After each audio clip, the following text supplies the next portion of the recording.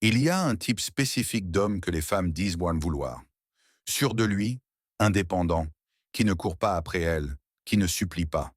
Elles le décrivent dans les conversations avec leurs amis, dans les légendes des photos qu'elles partagent, dans la longue liste de qualités qu'elles jurent rechercher.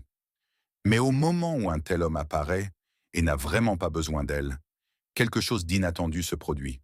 Elle ne tombe pas amoureuse de lui. Elle s'irrite. Elle le qualifie de froid. Elle dit qu'il manque de profondeur émotionnelle, que quelque chose cloche, qu'elle n'arrive pas à vraiment le cerner, et elle continue de revenir non pas pour être avec lui, mais parce qu'elle n'arrive pas à comprendre pourquoi il ne réagit pas comme tous les autres hommes. Ce que vous allez comprendre à la fin de ceci ne concerne pas seulement l'attirance. Il s'agit d'une dynamique qui a fonctionné en arrière-plan dans presque chaque interaction entre les hommes et les femmes. Et une fois que vous la voyez, vous ne pouvez plus l'ignorer. Voici où tout commence. Pensez à l'homme célibataire moyen d'aujourd'hui. Il rencontre une femme qu'il trouve attirante, et presque immédiatement, sans réfléchir, sans qu'on le lui demande, sans aucun signe qu'il soit désiré, il commence à offrir de l'attention volontairement. Il envoie le premier message. Il se montre disponible. Il fait des compliments sans retenue. Il organise les choses en fonction de l'emploi du temps de la femme. Il ajuste son énergie pour correspondre à l'humeur de celle-ci. Rien de tout cela n'est conscient. C'est presque un réflexe. Et le fait est que presque tous les hommes autour d'elle font exactement la même chose. Ce n'est pas une critique. C'est ce qui arrive quand on a assimilé l'idée que le désir se manifeste en se montrant de manière bruyante et constante. Vous poursuivez, vous validez et vous vous rendez infiniment disponible parce qu'à un moment donné, c'est ainsi que l'intérêt était censé s'exprimer. Mais il y a un coût inhérent à ce comportement que personne ne vous explique à l'avance. Le coût est le suivant. Quand tous les hommes font la même chose, cela ne signifie plus rien. Son téléphone est rempli d'hommes qui ont envoyé le premier message. Sa semaine est remplie d'hommes qui réorganisent leurs plans. Ses réseaux sociaux sont remplis d'hommes qui l'ont complimenté sans qu'on le leur demande. L'attention devient ambiante. Elle n'est plus appréciée, elle est attendue. Non pas parce qu'elle est une mauvaise personne, mais parce que c'est ce que fait l'esprit humain avec tout ce qui arrive en quantité illimitée. Il cesse de lui accorder de la valeur. Il suppose simplement que ce sera toujours là. Imaginez un homme qui correspond vraiment à la description que les femmes disent vouloir. 31 ans, financièrement stable, socialement présent, véritablement à l'aise avec le fait d'être célibataire, sans faire semblant, vraiment à l'aise. C'est William. Il est célibataire depuis environ 1 an, non pas parce que personne n'était intéressé, mais parce que rien d'assez convaincant ne s'est présenté pour changer cela. Quand il rencontre une femme, il est sincèrement intéressé. Mais intéressé de la même manière qu'une personne s'intéresse à quelque chose de bien, pas désespéré comme agit une personne quand elle a peur de le perdre. Il n'envoie pas le premier message à chaque fois. Il n'annule pas ses plans lorsqu'elle s'avère être libre. Il ne l'inonde pas de compliments qu'elle n'a pas encore mérités. Non pas parce qu'il suit une stratégie, mais parce qu'il n'en ressent pas le besoin. Il est bien là où il est. Et les premières fois que cela se produit, les femmes autour de lui n'arrivent pas à comprendre ce qui est différent. Au début, elles le qualifieront de mystérieux, ce qui ressemble à un compliment. Mais donnez-lui quelques semaines, et cette description change. Maintenant, il est distant. Il ne montre pas assez d'intérêt. Il semble qu'il ne s'en soucie pas vraiment. Voici ce qui se passe en dessous, et c'est la partie que la plupart des gens ne font jamais remonter à son origine réelle. Une femme qui a passé des années à recevoir une attention constante et non sollicitée de la part des hommes ne pense pas consciemment. J'attends cela de chaque homme. Elle commence simplement à fonctionner dans un monde où c'est la norme, le comportement par défaut, ce qui se produit naturellement lorsqu'un homme est sincèrement intéressé. Donc, lorsqu'un homme sincèrement intéressé ne le fait pas, l'écart entre l'attente et l'expérience ne ressemble pas à une surprise. On a l'impression que quelque chose ne va pas. Pensez-y sous un angle simple et quotidien. Vous grandissez dans une maison où le chauffage s'allume automatiquement chaque hiver. Vous n'avez jamais à demander, vous n'avez jamais rien à régler. Ça arrive, tout simplement. Maintenant, imaginez qu'un hiver, il ne s'allume pas. Vous ne pensez pas «Oh, le chauffage a décidé d'essayer une approche différente». Vous pensez que quelque chose est cassé. Il manque quelque chose. L'absence de quelque chose que vous aviez cessé de remarquer ressemble à une défaillance. C'est exactement l'espace psychologique Que crée un homme qui n'a besoin de rien, simplement en existant de la manière dont il existe déjà? Et la réponse à ce sentiment n'est pas, au début, de l'attirance. C'est de la friction. Une irritation légère mais persistante qu'elle ne peut probablement pas s'expliquer clairement à elle-même. Elle pourrait dire qu'il est arrogant, qu'il agit comme s'il était meilleur que tout le monde, qu'il n'est clairement pas prêt pour quelque chose de sérieux. Tous ces récits comblent le vide laissé par ce qu'elle ne peut pas dire à voix haute, à savoir qu'elle attendait quelque chose et ne l'a pas obtenu. Et cette attente est si profonde qu'elle ne savait même pas qu'elle était là jusqu'à ce qu'elle ne soit pas satisfaite. La friction ne la repousse pas de la manière nette et définitive dont le fait habituellement le désintérêt. Elle l'attire. Pas de façon romantique, pas immédiatement, mais sur le plan cognitif. Il devient un problème qu'elle veut résoudre. Elle commence à prêter plus d'attention, cherchant la confirmation de l'histoire qu'elle a déjà construite sur lui. Aujourd'hui, il a répondu rapidement, alors peut-être qu'il s'en soucie. Il a fait une blague, alors peut-être qu'il cède. Il a soutenu son regard un instant de trop, et maintenant elle se le repasse en boucle dans sa tête à 23 ans. Rien de tout cela n'a à voir avec qui il est en réalité. Cela a tout à voir avec le fait qu'il ne lui a pas donné le signal qu'elle attendait. Et cette absence est plus forte que n'importe quel signal qu'il aurait pu envoyer. Maintenant, mettons Kayla dans la même orbite. Elle rencontre William par l'intermédiaire d'un ami commun. Elle le croise lors de quelques événements de groupe. Elle a l'habitude que les hommes rendent compte les choses évidentes. Celui qui lui envoie un message avant même qu'elle allait quitter le parking. Celui qui aime chaque story qu'elle publie dans les 6 minutes. Celui qui réorganise son samedi parce qu'elle a mentionné qu'elle serait peut-être libre. C'est ainsi que fonctionne son monde. Et puis il y a William qui répond des heures plus tard, non pas parce qu'il fait semblant d'être indisponible, mais parce qu'il avait vraiment d'autres choses à faire. Qui ne like pas ses stories de manière compulsive parce qu'il ne passe pas beaucoup de temps sur son téléphone. Qui ne réorganise pas son samedi parce qu'il avait déjà des projets et ne ressent aucune raison impérieuse de les annuler. Et Kayla commence à parler de lui avec ses amis. Pas comme les femmes parlent des hommes qui leur plaisent clairement, mais de la manière dont elles parlent de quelque chose qui ne tourne pas rond. Il a l'air intéressé, mais ensuite il agit comme s'il ne l'était pas. Je n'arrive pas à le comprendre. Soit il est très sûr de lui, soit il est complètement désintéressé. Elle n'a pas tout à fait tort. Il est déconnecté de la représentation. Il n'est simplement pas déconnecté d'elle. C'est la ligne que la plupart des gens ignorent complètement. Il y a une réelle différence entre un homme qui est émotionnellement indisponible et un homme qui ne joue tout simplement pas la disponibilité. L'un d'eux est véritablement déconnecté, il ne peut pas construire de véritable intimité, il utilise la distance comme une barrière, il ne laisse entrer personne. L'autre est complètement présent. Il ne l'annonce simplement pas constamment. Il ne valide pas à la demande. Il ne poursuit pas. Non pas parce qu'il est brisé, mais parce qu'il n'en a pas besoin. Et de l'extérieur, depuis un monde où tous les hommes annoncent, valident et poursuivent, ces deux choses semblent identiques. Elles sont ressenties comme identiques. Mais elles produisent des résultats complètement différents avec le temps. L'homme qui est véritablement indisponible finit par le confirmer. La distance ne se réduit jamais. Il n'y a rien derrière la barrière. L'homme qui ne joue tout simplement pas la disponibilité fait le contraire. Avec le temps, son authenticité devient impossible à ignorer.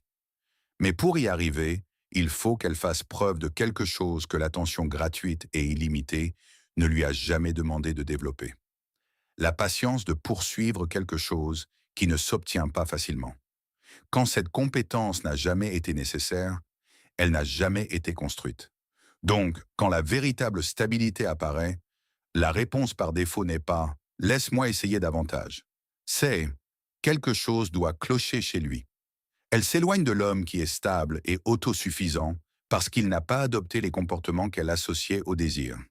Elle reste avec celui qui se justifie à l'excès et fait d'elle le centre de son monde parce qu'au moins, cela lui est familier. Et un an plus tard, elle dit à ses amis qu'elle ne trouve jamais un homme ayant sa propre vie. L'ironie est structurelle. Elle a filtré exactement ce qu'elle disait vouloir, car ce qu'elle disait vouloir et ce à quoi elle avait été conditionnée à réagir n'ont jamais été la même chose. Alors pourquoi de l'irritation et non de l'attirance? Du moins au début. Parce que ce qu'elle ressent lorsqu'un homme ne la poursuit pas n'est pas la chaleureuse attirance d'être entraîné vers quelqu'un. C'est la sensation légère et persistante que quelque chose ne va pas en essayant d'atteindre quelque chose qui bouge. Et l'esprit résout cela en attribuant une histoire familière. Il ne doit pas être intéressé, il doit être arrogant, il doit jouer à un jeu. L'explication qui n'est presque jamais envisagée est la plus simple, à savoir qu'il n'a sincèrement pas besoin de son approbation, qu'elle lui plaît, mais qu'il n'a pas besoin d'elle. Et quand vous n'avez jamais rencontré cela comme une réalité vécue, le geste le plus facile est de l'étiqueter comme de la froideur, de décider qu'il lui manque quelque chose à lui plutôt qu'il manque quelque chose sur la carte. Et c'est là que quelque chose d'inattendu commence à se produire. Une fois que l'irritation s'installe, si elle reste en orbite assez longtemps, la charge cognitive d'essayer de le déchiffrer commence à construire une curiosité authentique, un intérêt réel. Non pas l'intérêt qui naît de «cette personne me donne tout ce que je veux», mais le type plus durable qui naît de «je ne comprends toujours pas complètement cette personne». C'est le genre d'intérêt qui peut vraiment se transformer en quelque chose qui vaut la peine d'être vécu. L'homme qui y parvient, non pas parce qu'il l'a lu quelque part, mais parce que c'est véritablement qui il est, ne le maintient pas en se réprimant ou en jouant un rôle. Il le maintient en ayant réellement une vie qui a la priorité, en ayant des choses qui lui tiennent à cœur et qui existent de manière totalement indépendante de l'approbation de la femme, en ayant des standards qu'il n'abandonne pas discrètement au moment où elle montre de l'intérêt. Ce ne sont pas des tactiques, c'est de l'infrastructure. Et l'infrastructure, soit on la construit, soit on ne la construit pas. Vous ne pouvez pas la simuler de manière convaincante à travers une véritable épreuve. Et la première véritable épreuve arrive toujours de la même manière. Elle se retire, reste silencieuse quelques jours, devient un peu moins chaleureuse, devient un peu critique, fait un commentaire désinvolte qui semble conçu pour obtenir une réaction. Et presque tous les hommes, à ce moment précis, ressentent le besoin de combler ce fossé, de la contacter, de demander comment ça va. Non pas parce que quelque chose va vraiment mal, mais parce que le silence est inconfortable et que l'inconfort est difficile à supporter. Cette attraction est réelle. La plupart des hommes la ressentent. La différence réside dans ce qu'ils en font. C'est ce qui me dérange vraiment dans la façon dont on vous a présenté les choses. Personne ne vous a dit que combler ce fossé était exactement la mauvaise décision.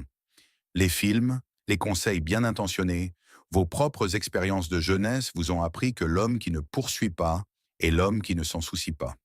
Alors vous avez poursuivi, vous avez comblé le silence, vous vous êtes rendu disponible et vous n'avez pas pu comprendre pourquoi le résultat était inférieur à tout ce que vous vous efforciez d'obtenir.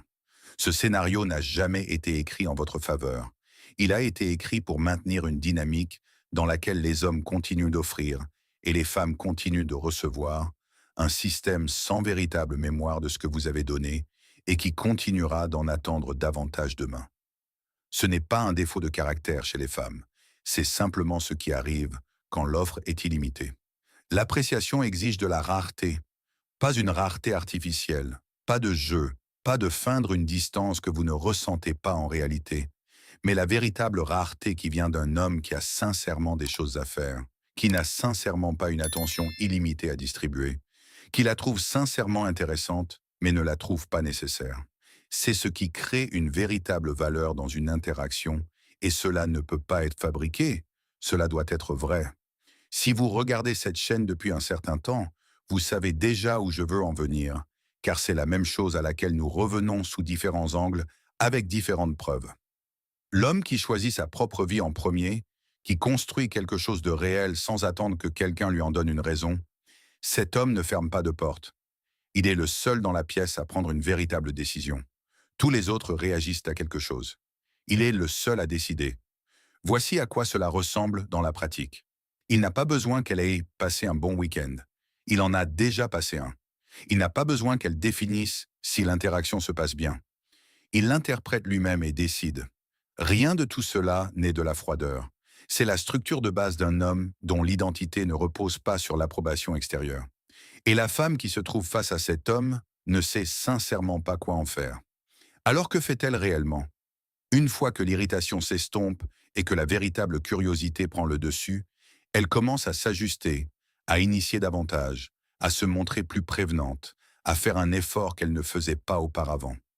Pour la première fois, l'interaction ne repose pas uniquement sur l'investissement de l'homme. Elle doit contribuer avec quelque chose de réel, et cela, de manière surprenante, est plus attirant que tout ce à quoi elle est habituée. C'est aussi le moment qui sépare deux types de femmes. Celles qui ont une véritable profondeur se penchent vers cette dynamique. Elles trouvent la stabilité moins électrique, plus substantielle. Celles qui n'en ont pas intensifient la friction et finissent par partir. Les deux résultats sont acceptables. L'homme qui n'a besoin de rien ne se soucie pas de celle qu'elle choisit. Sa trajectoire est déjà en marche. Soit elle s'y joint, soit elle ne s'y joint pas. Et cette absence de désespoir est ce qui le rend fondamentalement différent de tout autre homme qu'elle a connu.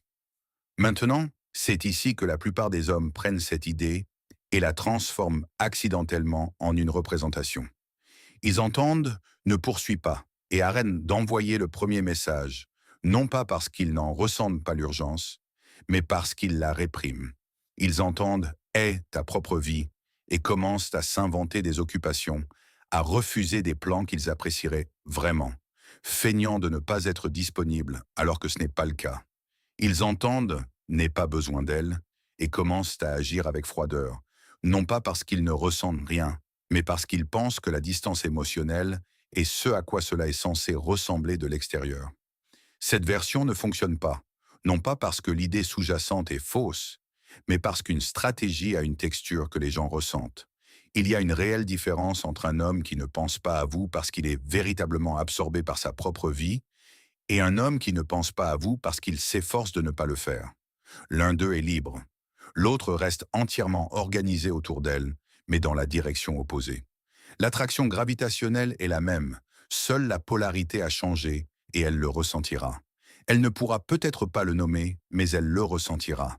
La version qui fonctionne vraiment ne repose pas sur la suppression, elle repose sur la construction, sur le fait de remplir votre vie de choses qui vous tiennent sincèrement à cœur, de développer des compétences, des relations et des objectifs qui existent de manière totalement indépendante de l'opinion de n'importe quelle femme à leur sujet. Vous ne pouvez pas y arriver uniquement par la force de la volonté. C'est le produit du temps et des décisions. C'est cela, l'homme qui n'a besoin de rien. Par définition, il est non résolu, non pas parce qu'il se cache, mais parce que sa vraie vie est l'événement principal. Elle est un ajout potentiel à quelque chose qui est déjà en cours, et non le mouvement lui-même. Et ce simple réarrangement, sa vie d'abord, tout le reste par rapport à elle, change absolument tout dans sa façon de se mouvoir dans le monde et ce qu'il crée naturellement chez les personnes qui l'entourent.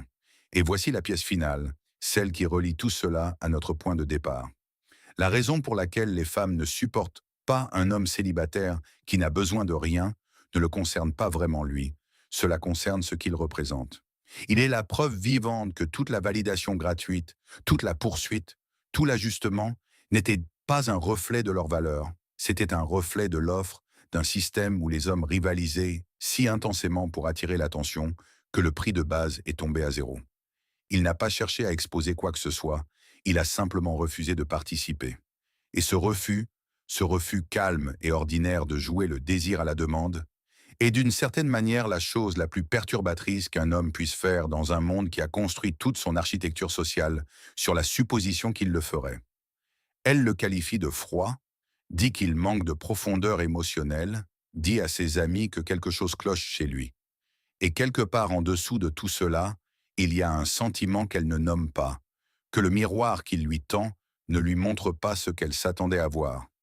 L'homme qui n'a besoin de rien ne critique pas la dynamique. Il ne l'explique pas, il n'argumente pas sa position. Il vit simplement dans une dynamique différente. Et cela, en fin de compte, est la chose la plus efficace qu'il puisse faire pour lui-même, et si elle est prête à se présenter différemment, pour elle aussi. Voici donc où cela vous mène.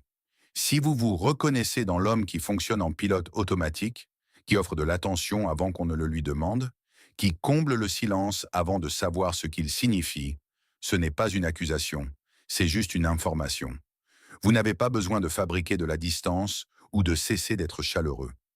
Vous devez juste arrêter de faire ces choses de manière inconditionnelle. Réservez la vraie version de vous-même pour les interactions qui le méritent vraiment. Non pas parce que vous vous réprimez, mais parce que c'est à cela que ressemble la véritable valeur. Construisez votre vie d'abord, non pas comme une toile de fond pour attirer quelqu'un, mais comme ce que vous êtes vraiment censé faire ici. L'homme qui fait cela n'a pas besoin de faire semblant de n'avoir besoin de rien.